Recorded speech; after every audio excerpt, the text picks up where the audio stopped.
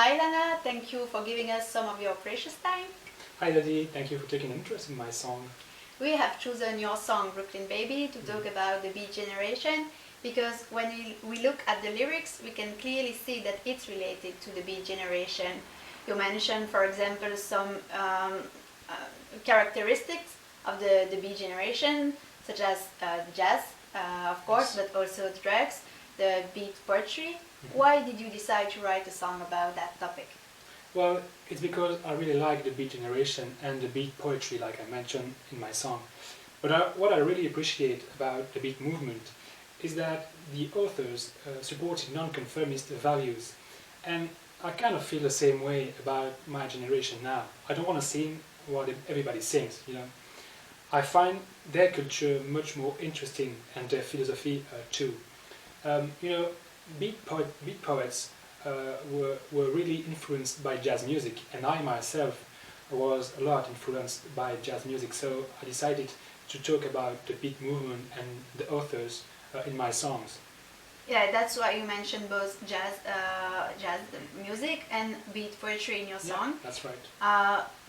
What link do you think there was between jazz musicians and the beats?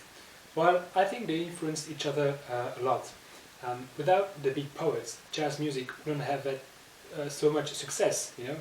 And beat poets relied heavily upon a jazz musician, and mostly in their approach of the creative works.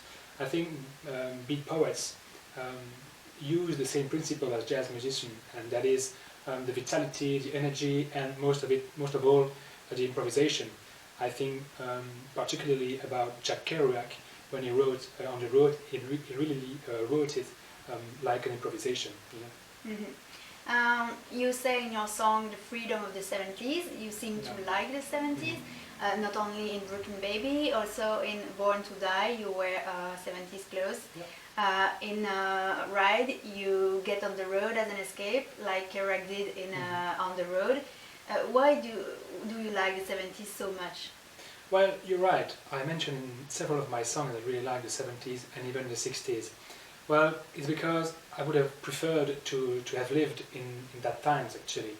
I think they were much more freer than we are now, and I would have liked spending my time like them, like they did, writing songs and novels. So you're right, I prefer the 70s and the 60s.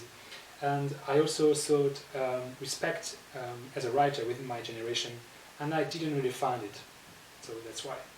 Okay, thank you very much. It was very interesting to have a younger person's point of view on this movement. Well, thank you.